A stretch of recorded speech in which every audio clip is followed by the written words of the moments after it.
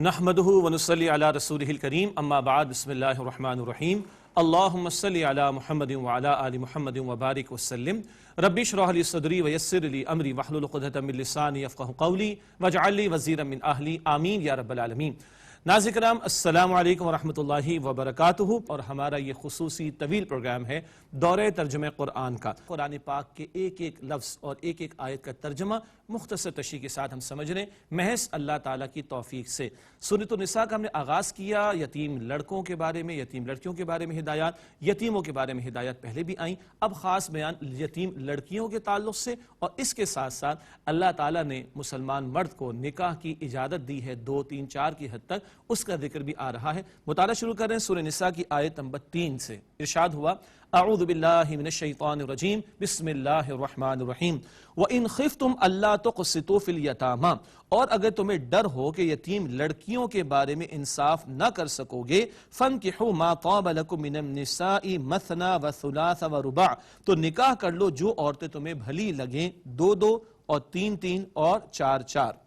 یہ 2 3 باتیں اس میں سمجھ لینا ضروری ہے۔ ایک تو اما عائشہ صدیقہ رضی اللہ تعالی عنہ نے خود وضاحت فرمائی ہے اس کی، اور اس صورت کی آیت نمبر 127 میں بھی ذکر آ جائے گا کہ یتیم لڑکیوں کے بارے میں اس معاشرے میں جب قرآن نازل ہو رہا تھا، ظلم و ستم کا معاملہ تھا، یتیم لڑکیوں سے نکاح ہو جاتا، کوئی پابندی بھی نہیں ہوتی ذمہ داریوں کی، ان کا مہر بھی نہیں دیا کرتے تھے، ظالم ظلم کرتے تھے۔ اللہ تعالیٰ نے روکا اگر یہ ظلم تم کر رہے ہو تو ان یتیم لڑکیوں سے نکاح نہ کرو، ویسے تم نکاح کرو، تمہاری خواہش ہو، تمہیں ضرورت ہو، تمہیں حاجت ہو، 2 3 4 کی حد تک تم نکاح کر سکتے ہو۔ ایک بات۔ دوسری بات، اللہ تعالیٰ نے اجازت دی ہے دوسرے نکاح کی، تیسرے نکاح کی، چوتھے نکاح کی۔ مسلمان معاشروں میں اس کی ضرورت پیش آ سکتی ہے کبھی، اور آل دنیا بھر میں عورتوں کی پاپولیشن مردوں کے مقابلے میں ویسے بھی زیادہ، اور بھی حکمت اہل علم اس تعلق سے بیان فرمائیں۔ اب ہمارے جو لوگ ان باتوں کے حوالے سے خامخواہ غیروں کی زبان بولتے ہیں، ان کو سوچنا چاہیے کہ گندے کام ہو رہے ہیں، زنا کے کام ہو رہے ہیں، معاشرے برباد ہو رہے ہیں، گندگی کا ڈھیر بن رہے ہیں، فیملی سسٹم برباد ہو رہا ہے،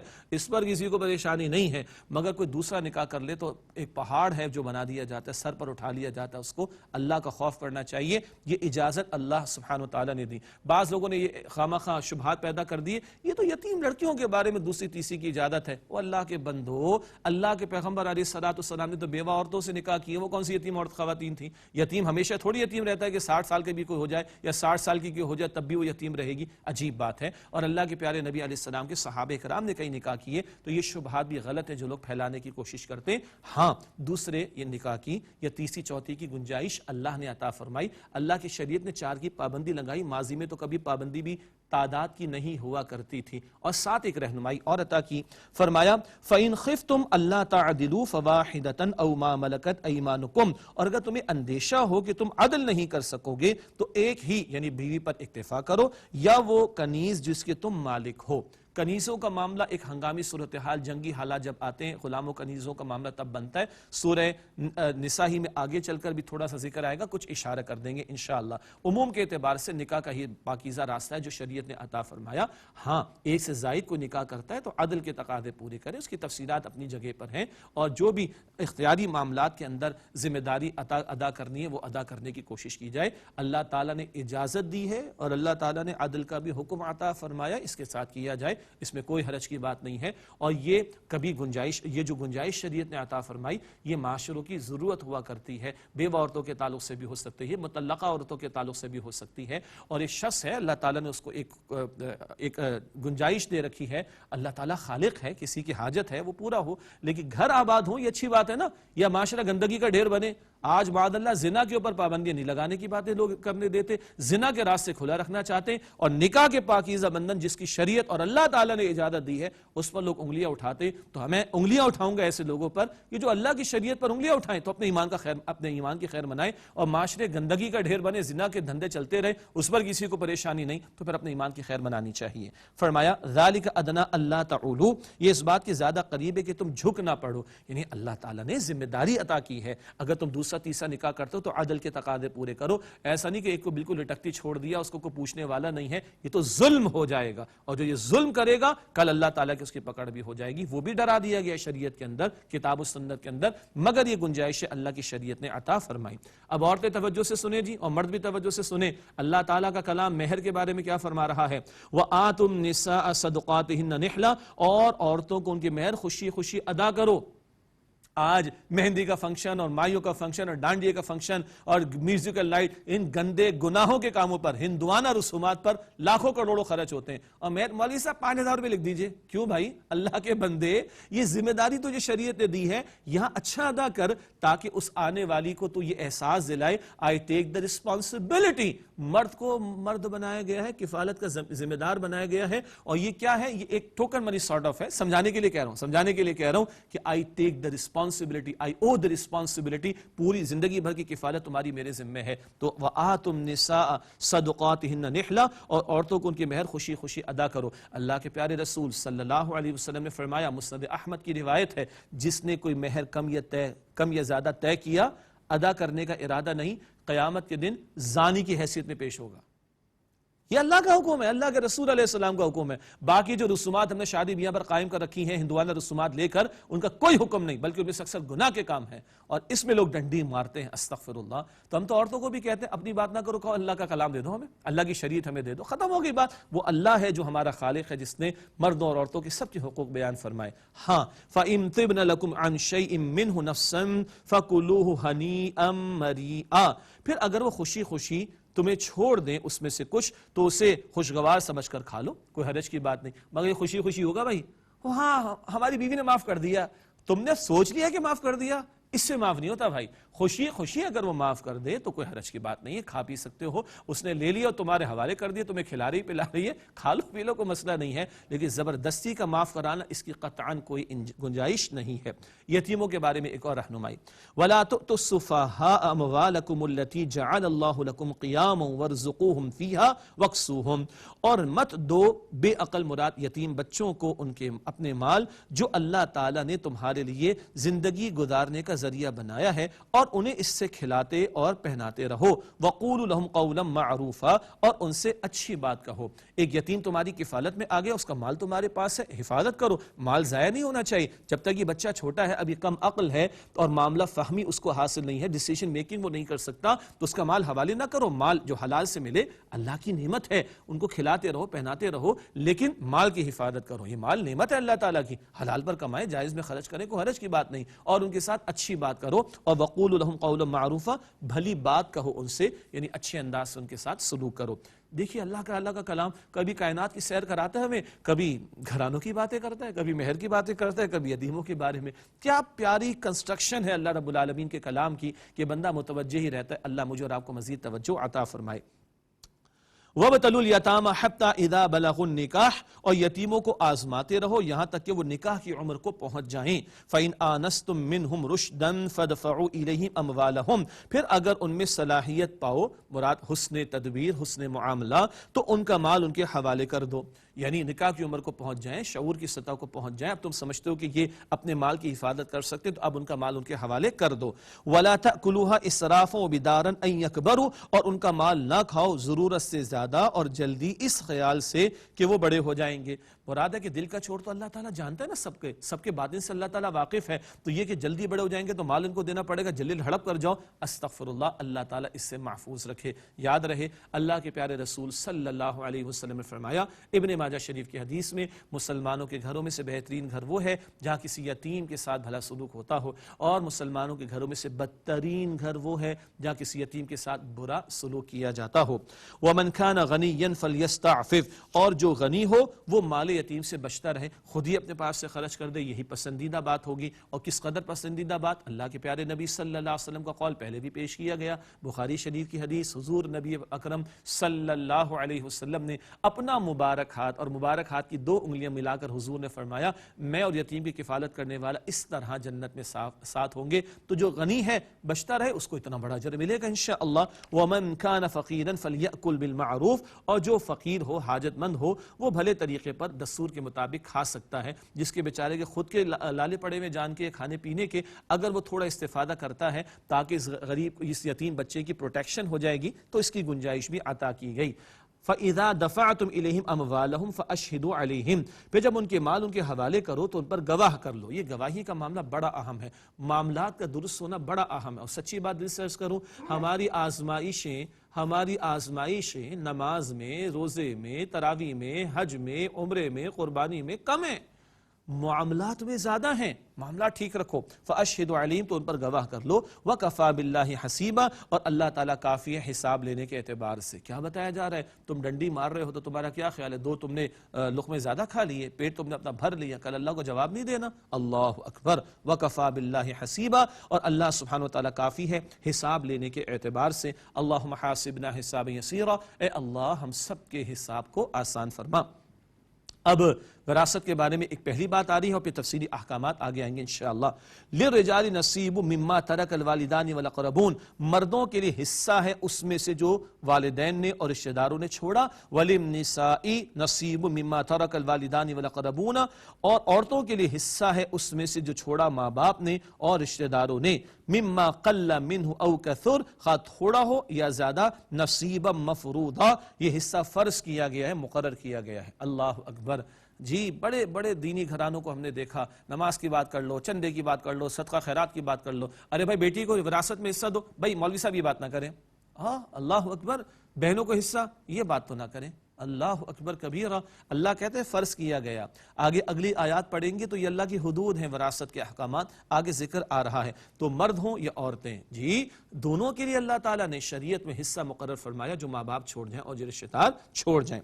وَإِذَا حَضَرَ الْقِسْمَةَ أُولُو الْقُرْبَى وَالْيَتَامَى وَالْمَسَاكِينُ، اور جب حاضر ہوں تقسیم کے وقت رشتہ دار اور یتیم اور مسکین، فَارْزُقُوهُم مِّنْهُ، تو اس میں سے انہیں بھی کچھ دے دو. ایسے بھی قریبی رشتہ دار ہو سکتے ہیں، دوست احباب ہو سکتے ہیں، قریبی لوگوں کی بات ہو رہی جو وارث نہ ہو. وارثوں کے اس سے اللہ تعالیٰ نے مقرر فرما دیے. آیت نمبر 11 اور 12 میں سورہ نساء میں ذکر آ جائے گا. غیر وارث ہیں، کون ہے؟ رشتہ دار، یتیم، مسکین، تو کچھ دے دو. ورثاء کو مل گیا، اللہ نے تمہیں ایک مال دیا، نعمت دی، تم دوسروں کو دے دو تھوڑا سا، اس میں اس کو شیئر کروا دو. یہ بھی اس ملنے والے کا شکرانہ ہوگا. وَقُولُوا لَهُمْ قَوْلًا مَّعْرُوفًا، اور کہو ان سے بھلی بات، اچھے انداز سے پیش آؤ. یہ ایک نفسیاتی مسئلہ ہے. جی ملتا ہے تو جیبیں بھرتی رہتی ہیں. ارے بھائی جو آ رہا ہے اس کو جانے بھی دو نا.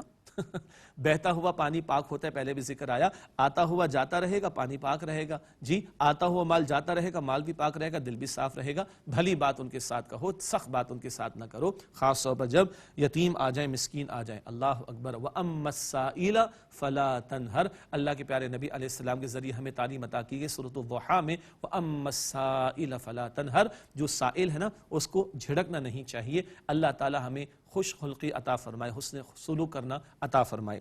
اب یتیموں کے بارے میں بڑے اپیلنگ انداز میں ایک بات آ رہی ہے. وَلْيَخْشَ الَّذِينَ لَوْ تَرَكُوا مِنْ خَلْفِهِمْ ذُرِّيَّةً ضِعَافًا خَافُوا عَلَيْهِمْ، اور چاہیے کہ وہ لوگ ڈریں کہ اگر وہ چھوڑ جائیں اپنے پیچھے کمزور اولاد تو انہیں ان کی فکر ہو. مثلاً ایک بندہ، میں آپ آج ہم سوچیں کہ ہمارا انتقال ہو جائے تو ہماری خواہش آج کیا ہوگی ہمارے بچوں کے بارے میں؟ اگر وہ یتیم ہو جائیں، کوئی ان کے سر پر ہاتھ پھیرے، ایسا ہی نا؟ تو ہم بھی دوسروں کے بارے میں ایسا سوچ لیں، کیا اچھا ہوگا. اور بڑے پیارے گھرانے ہمارے معاشرے میں اب بھی ہیں جہاں فیملی سسٹم موجود ہے، اقدار موجود ہیں. یتیم بھتیجی ہے، بھتیجا ہے، ان کی کفالت کی گئی ماشاء اللہ. بھانجی ہے، بھانجا ہے، کفالت کی گئی الحمدللہ. اللہ اکبر کبیرہ. ایسے پیارے پیارے گھرانوں میں بڑی پیاری پیاری مثالیں. اور اللہ تعالی ہمیں خوبصورت انداز میں، جیسے تم اپنے بچوں کے بارے میں فکر مند ہوگے، دوسروں کے بارے میں فکر کر لو. فَلْيَتَّقُوا اللَّهَ وَلْيَقُولُوا قَوْلًا سَدِيدًا، بس چاہیے کہ وہ اللہ تعالیٰ سے ڈریں اور چاہیے کہ بات صحیح کہیں. یہ تو تھا اپیلی انداز. اب جو یتیموں کے بارے میں کوتاہیاں ہوتی ہیں، ظلم و ستم کیا جاتا ہے، اس پر بڑے شدید انداز میں اللہ تعالیٰ کی طرف سے ڈرایا جا رہا ہے. اِنَّ الَّذِينَ يَأْكُلُونَ أَمْوَالَ الْيَتَامَى ظُلْمًا، بے شک جو لوگ ظلم کرتے ہوئے یتیموں کا مال ہڑپ کرتے ہیں، إِنَّمَا يَأْكُلُونَ فِي بُطُونِهِمْ نَارًا، بے شک وہ اپنے پیٹوں میں جہنم کی آگ بھر رہے ہیں. وَسَيَصْلَوْنَ سَعِيرًا، اور عنقریب وہ جہنم کی بھڑکتی آگ میں داخل ہوں گے. اللہم اجرنا من النار، اے اللہ ہم سب کو آگ کے عذاب سے محفوظ فرما. یتیم کا مال ہڑپ کرنے والے جہنم جہنم کی آگ میں ہوں گے۔ اللہ اکبر۔ آج تو بائیں ہاتھ کا کھیل ہے، جائیدادوں پر قبضہ کر لیتے ہیں، وراثت کا مال ہڑپ کر جاتے ہیں، بڑا بھائی چھوٹے بھائی کا مال ہڑپ کر جاتا ہے، بہن کا مال ہڑپ کر جاتا ہے، بھائی بہنوں کا مال ہڑپ کر جاتے ہیں، کوئی اپنی بھاوج کا مال ہڑپ کر جاتا ہے، بھتیجے اور بھتیجیوں کا مال ہڑپ کر جاتا ہے، اور اس کے بعد سمجھتے ہیں میں عمرہ کر لوں گا تو میرا بلیک وائٹ ہو جائے گا۔ اٹ از امپاسبل انلیس کہ ان معاملات کو درست کریں، معاملات جو حقوق العباد سے متعلق ہے۔ یتیموں کے بارے میں اللہ فرماتا ہے جنہوں نے یتیموں کا مال ہڑپ کیا ہے وہ اپنے پیٹ میں جہنم کے انگارے بھر رہے ہیں اور وہ بھڑکتی ہوئی جہنم کی بھڑکتی ہوئی آگ میں داخل ہوں گے۔ اللہم اجرنا من النار، اے اللہ ہمیں آگ کے عذاب سے محفوظ فرما۔ اللہ کے پیارے نبی علیہ السلام نے یوں بھی ارشاد فرمایا، کسی نے آ کر کہا میرا دل بڑا سخت ہو گیا ہے، یا رسول اللہ میرا دل بڑا سخت ہو گیا ہے۔ آج سختیاں بہت ہیں ہمارے معاشرے میں، حرکتیں ایسی ایسی دیکھ رہے ہیں ہمارے سامنے، ہمارے اوپر کچھ کانوں پر جوں تک نہیں رینگتی، دل سخت ہو جاتے ہیں۔ اللہ کے پیارے نبی علیہ السلام نے فرمایا جاؤ کسی یتیم کے سر پر ہاتھ پھیرو، اللہ تمہارے دل کو نرم فرما دے گا۔ اس قدر ترغیب تشویق یتیموں کے بارے میں ہمیں عطا کی گئی ہے۔ اس کے بعد سورۃ النساء کا دوسرا رکوع ہے اور آیت نمبر 11 اور 12 میں وراثت سے متعلق احکامات عطا ہو رہے ہیں۔ دو تین بنیادی باتیں سمجھتے ہیں پھر آگے ترجمے کی طرف جائیں گے۔ وراثت کے بارے میں احکامات اللہ نے عطا فرمائے اور اگلی دو آیتوں پر علماء کرام نے ہزاروں صفحات لکھے ہیں، اور یہ پیچیدہ ترین وہ مسائل ہیں جو انہیریٹنس کے ہوتے ہیں، وراثت کے۔ جب کبھی ہمارے گھروں میں ایسا معاملہ پیش آ جائے تو ہمیں علماء کرام سے رابطہ کر کے مسئلہ معلوم کر کے اس کے مطابق وراثت کو تقسیم کرنا چاہیے۔ یہاں فقط ترجمہ کریں گے، دو تین بنیادی باتیں عرض کر دیں گے، جب مسئلہ پیش آئے تو علماء کرام سے رجوع کر لینا چاہیے۔ اولاد کا حصہ کتنا ہوگا، ماں باپ کا حصہ کتنا ہوگا، شوہر کا حصہ کتنا ہوگا، بیوی کا حصہ کتنا ہوگا، بہن بھائیوں کا حصہ کتنا ہوگا، ذکر آ رہا ہے۔ تفصیلات پھر مزید تفاصیل میں ان کا مطالعہ کیا جا سکتا ہے۔ ارشاد ہوا یوصیکم اللہ فی اولادکم، اللہ تعالیٰ تمہیں وصیت فرماتا ہے تمہاری اولاد کے بارے میں، للذکر مثل حظ الانثیین، مرد کا حصہ دو عورتوں کے برابر ہے، یعنی بیٹے کا حصہ دو بیٹیوں کے برابر ہوگا، مرد کا حصہ دو عورتوں کے برابر۔ یہ اولاد کے بارے میں بتایا جا رہا ہے۔ فَإِن كُنَّ نِسَاءً فَوْقَ اثْنَتَيْنِ فَلَهُنَّ ثُلُثَ مَا تَرَكَ، پھر اگر عورتیں ہوں دو سے زیادہ تو ان کے لیے اس میں سے دو تہائی ہے جو وارث نے چھوڑا، یعنی دو سے زیادہ ہوں، دو ہوں یا دو سے زیادہ، اس کی تفسیر اہل علم نے بیان فرمائی۔ پھر اگر عورتیں ہوں دو سے زیادہ تو ان کے لیے اس میں سے دو تہائی ہے جو وارث نے چھوڑا، 2/3 تک ملے گا ان کو۔ وَإِن كَانَتْ وَاحِدَةً فَلَهَا النِّصْفُ، اور اگر وہ ایک ہی ہے تو اس کے لیے نصف ہوگا، یعنی ایک ہی بیٹی شخص کی ہے تو آدھا بیٹی کو ملے گا۔ پھر علماء نے تفصیل بیان فرما دی، اگر ایک ہی بیٹا ہو تو اس کو پورا مل جائے گا، کیونکہ بیٹے کا حصہ بیٹی کے مقابلے میں ڈبل ہے۔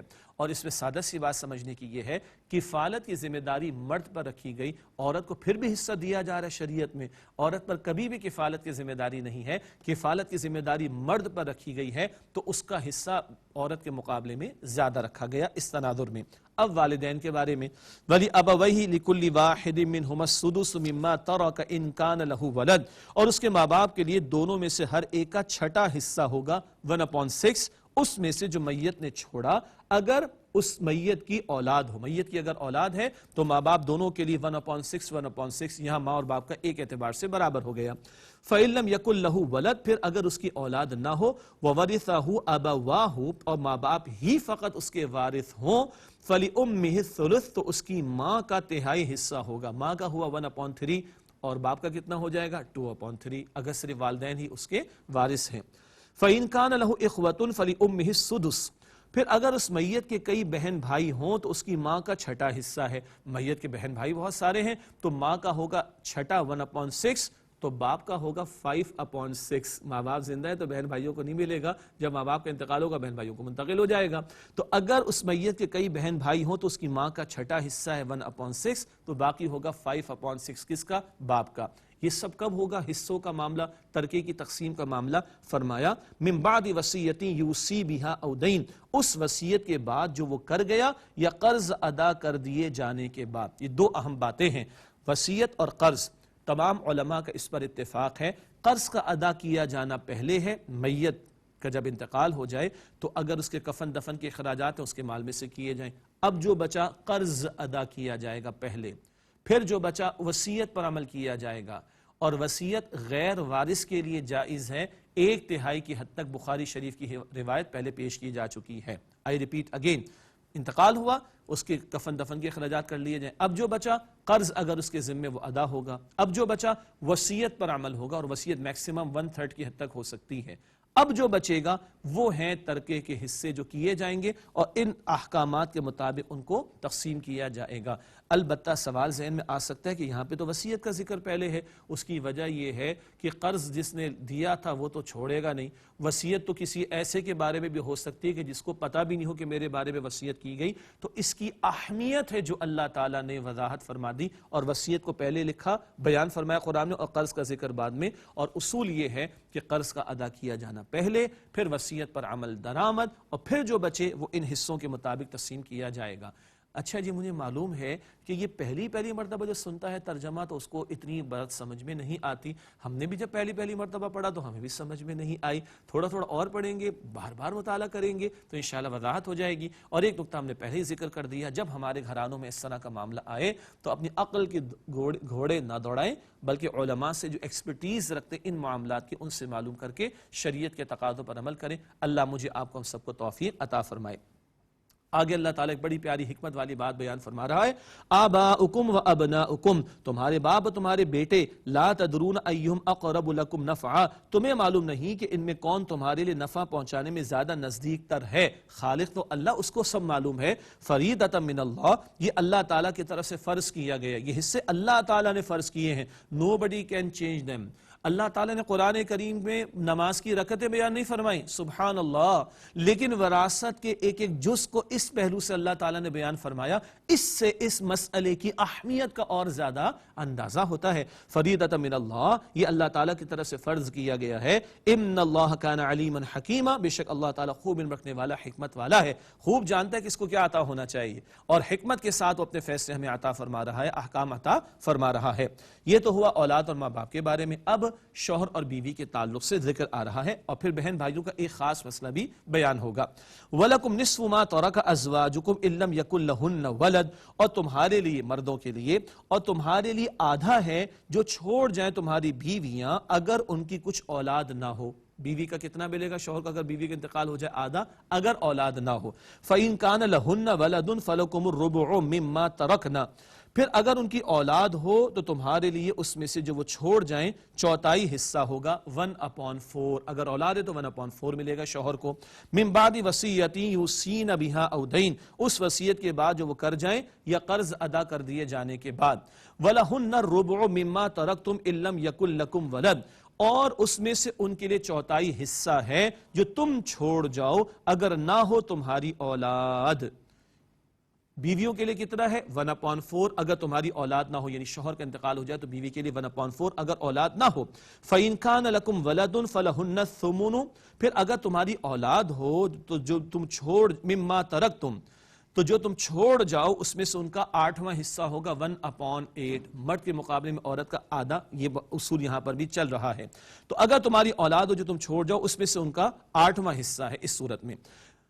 من بعد وصیۃ توصون بہا او دین، اس وصیت کے بعد کہ جو تم وصیت کر جاؤ، یعنی اس وصیت پر عمل کے بعد یا قرض ادا کر دیے جانے کے بعد۔ وصیت و قرض کا ذکر پہلے بھی آ چکا، یہ ہوا شوہر اور بیوی کے تعلق سے۔ اب ایک بات آ رہی، کلالہ۔ کلالہ کون ہوتا ہے؟ ایک خاص ٹرمینالوجی ہے، جس کے اوپر کوئی نہ ہو، ماں باپ اور ان سے اوپر، اور جس کے نیچے کوئی نہ ہو، یعنی اولاد وغیرہ، اولاد ہی کہہ لیجیے یا اولاد کی اولاد، تو صرف بہن بھائی ہوں گے، ان کا بیان یہاں پر آ رہا ہے۔ تو کلالہ جس کے اوپر بھی کوئی نہ ہو، نیچے بھی کوئی نہ ہو۔ پہلی دفعہ سننے تو آج بس سمجھ لیں اتنا، بعد میں پھر انشاءاللہ وضاحت آتی رہے گی۔ فرمایا وَإِن كَانَ رَجُلٌ يُورَثُ كَلَالَةً أَوْ امْرَأَةٌ، اور اگر ایسے مرد کی میراث ہے یا ایسی عورت کی جو کلالہ ہے، وَلَهُ أَخٌ أَوْ أُخْتٌ، اور اس کے بہن بھائی ہوں، فَلِكُلِّ وَاحِدٍ مِّنْهُمَا السُّدُسُ، تو ان دونوں میں سے ہر ایک کا چھٹا حصہ ہوگا۔ البتہ یہ کون سے بہن بھائی ہیں؟ جو ماں شریک ہوں، جو حقیقی بہن بھائی ہوتے ہیں یا جو باپ شریک ہوتے ہیں، ان کا ذکر سورت کے آخر میں آئے گا، بس یہ نوٹ کر لیں۔ ماں شریک بہن بھائیوں کا حصہ کتنا؟ دونوں میں سے ہر ایک کا چھٹا حصہ ہوگا، 1/6۔ فَإِن كَانُوا أَكْثَرَ مِن ذَلِكَ فَهُمْ شُرَكَاءُ فِي الثُّلُثِ، پھر اگر وہ ایک سے زیادہ ہوں تو وہ سب شریک ہوں گے 1/3 میں، 1/3 میں ان کو حصہ شرکت کر کے دیا جائے گا۔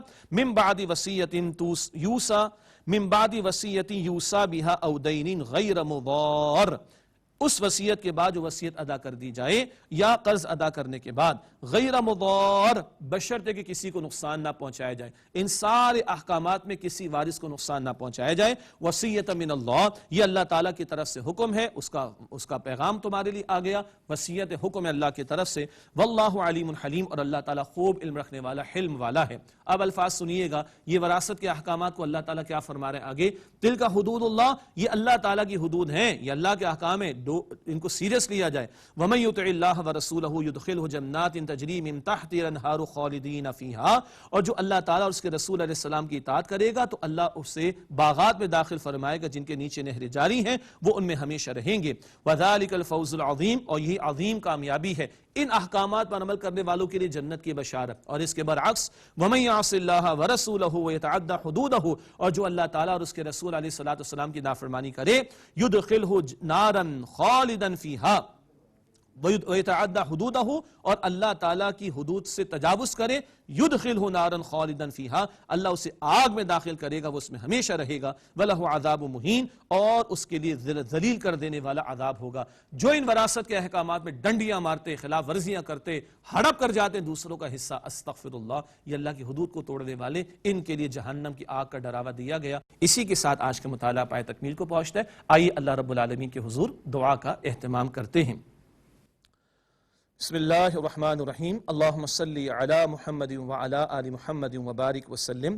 ربنا لا تزغ قلوبنا بعد إذ هديتنا وهب لنا من لدنك رحمة إنك أنت الوهاب اللهم اغفر للمؤمنين والمؤمنات والمسلمين والمسلمات اللهم أعز الإسلام والمسلمين اللهم أيد الإسلام والمسلمين اللهم انصر الإسلام والمسلمين۔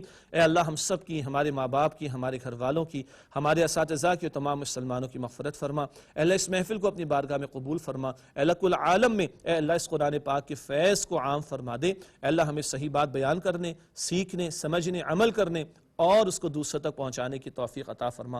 اے اللہ ہمیں مانگنا نہیں آتا، اے اللہ تو اپنے فضل اور اپنے کرم سے اپنی شان کے مطابق ہمیں عطا فرما۔ مالک ہمارے بیماروں کو ایمان کے ساتھ مکمل صحت یابی عطا فرما۔ یا اللہ ہمارے مرحومین کی مغفرت فرما۔ اے اللہ ہمیں ہمارے ماں باپ کے لیے صدقہ جاریہ بنا۔ اے اللہ ہماری اولاد کو ہمارے لیے صدقہ جاریہ بنا۔ اے اللہ ہم سب کو اسلام پر زندہ رکھ، ہمیں ایمان پر خاتمہ نصیب فرما۔ اے اللہ امت کو غیرت دینی عطا فرما، ایمان کی آبیاری عطا فرما۔ اے اللہ ہم سب کے حساب کو آسان فرما۔ یا اللہ روز قیامت نبی اکرم صلی اللہ علیہ وسلم کی شفاعت نصیب فرما۔ یا اللہ ہم سب کو جہنم سے آزاد فرما دے۔ اے اللہ ہم سب کو جہنم سے آزاد فرما دے۔ یا اللہ ہم سب کو جہنم کی آگ سے محفوظ فرما دے، ہمیں جنت الفردوس عطا فرما۔ اے اللہ ہم سب سے راضی ہو جا، اے اللہ ہم سب سے راضی ہو جا، اے اللہ ہم سب سے راضی ہو جا۔ وصلی اللہ علی النبی الکریم وعلی آلہ واصحابہ اجمعین آمین برحمتک یا ارحم الراحمین۔